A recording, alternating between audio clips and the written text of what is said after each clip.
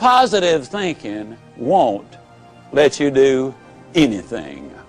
I get so annoyed when I hear some people enthusiastically stand up and say, man, with positive thinking you can just do anything. Just believe it, and man, think about it positive enough, you can do it. I believe that's ridiculous. See, I'm 60 years old. I don't care how positive I got. I could not whip a boxing champion. I don't care how positive I got. I could not play football in the NFL or the basketball in the NBA.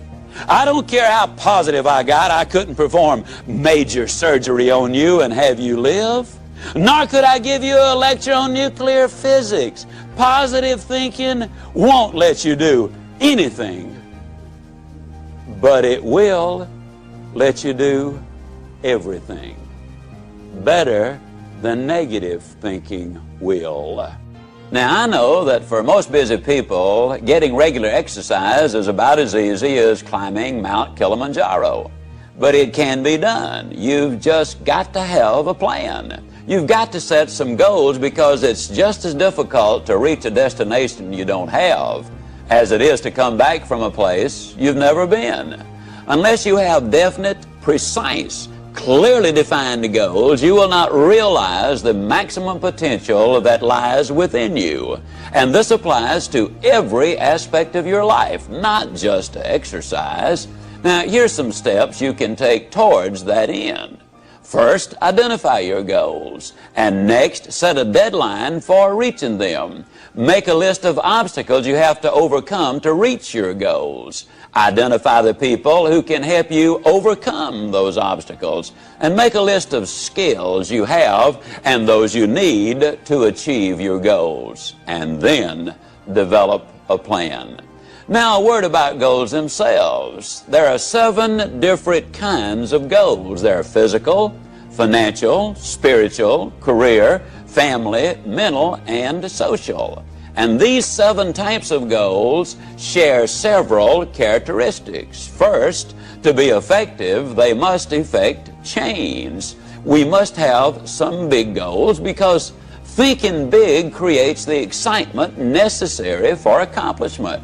Second, you must have some long-range goals so that short-range frustrations don't stop you in your tracks. Occasionally, circumstances do arise that are beyond your control, and oftentimes obstacles such as market changes, sickness, accidents, or family problems can be pretty intimidating. But by keeping your eye on the prize, you will find that the excitement of winning that prize will carry you through the tough times.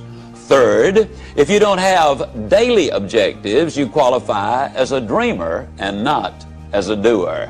Dreamers are fine, provided they build foundations under their dreams by working daily towards them. Often, the difference between the great and the near great is the awareness that making it big means working every day towards our long-range objectives. And 4, your goals must be specific, not vague or general. If you want a new home, for example, know every detail of that house. How many square feet, number of rooms and bathrooms, the shape of the living room, the type and kind of lot, its location. If it's a car you're dreaming about, picture the make, the model, the color, and every option you want it to have. You see, if you want to reach your goal, you must see it, be able to smell, to touch, and to taste it. Know how it looks and what it feels like in your own mind. Before you can reach that goal, you see, it is true that whether you think you can or think you can't, you are generally right. Step number 6, you need to feed your mind with the good, the clean, the pure, the powerful, and the positive. Let me ask you a question. If I were to come into your living room one day with a pail of garbage and dump it on your living room floor, what do you think you'd do? I bet I can answer the question. You would either get your gun and say to me, now, Ziglar, I'll bet you can clean that up. Or you'd get on the telephone and you'd call the police. Or you'd whip me as long as I was there. Those are things you would probably do. I mean, and then for months you'd be talking about this crazy guy came in my home, dumped garbage on the floor, ought to shot him. As a matter of fact, I wish I had. But we could clean the garbage up off your living room floor. But what about the garbage that we dump in our mind every single day? Einstein said that it takes 11 correct inputs to overcome one incorrect input. And a lot of the things which go in our minds and in our children's minds is not a thing in the world but pure garbage. I would ask you to do this. Evaluate what you read and what you view. Evaluate it in this light. Will this really help me to accomplish my objectives in life?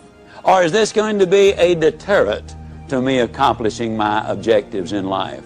Remember, you're what you are and where you are because of what's gone into your mind. And you can change what you are, you can change where you are by changing what goes into your mind.